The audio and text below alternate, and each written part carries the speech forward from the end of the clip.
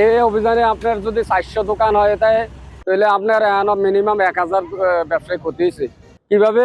একটা দোকান একজনে ভাড়া নিয়ে দোকান খুলছে, এরপর যেহেতু এটা আড়তের মধ্যে মিনিমাম একটা আড়তে 4-5 জনে মাল বিক্রি করে, 4-5টা ব্যবসায়িক মাল বিক্রি করে।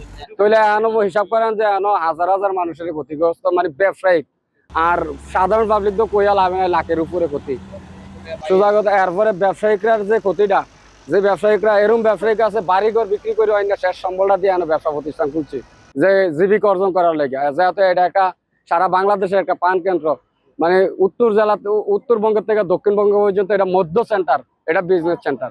এই সেন্টারের ভিতরে সবাই চায় যে একটু ব্যবসা বাণিজ্য করে চলার লেগা। তাহলে তারা দেখা গেছে বাড়িঘরও অনেকে বিক্রি করে দিয়ে আনো বা অনেকে লোন কইরা।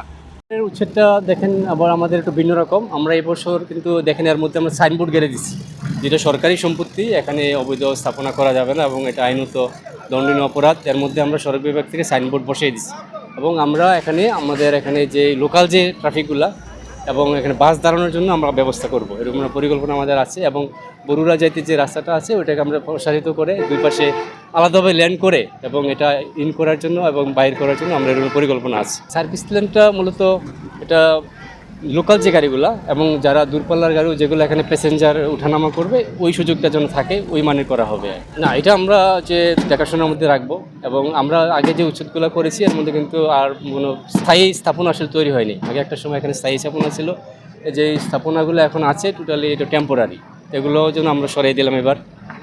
জেলা প্রশাসন, highway police, road side highway, যেটা সমন্বিতভাবে আমরা এটা উচ্ছেদটা অভিযান পরিচালনা করছি আজকে। এটা আমাদের এখানে প্রায় উভয় পাশে মিলে প্রায় 400-র অধিক স্থাপনা আছে। এটা আমরা এক পাশ মোটামুটি আমরা অনেক দূর আগিয়ে নিয়েছি, আমরা ওই পারে উচ্ছেদে আমরা কিছুক্ষণের মধ্যে ওই পারে চলে যাব এবং আজকে টোটাল বাজারটাই আমরা আজকে উচ্ছেদ করে দিচ্ছি।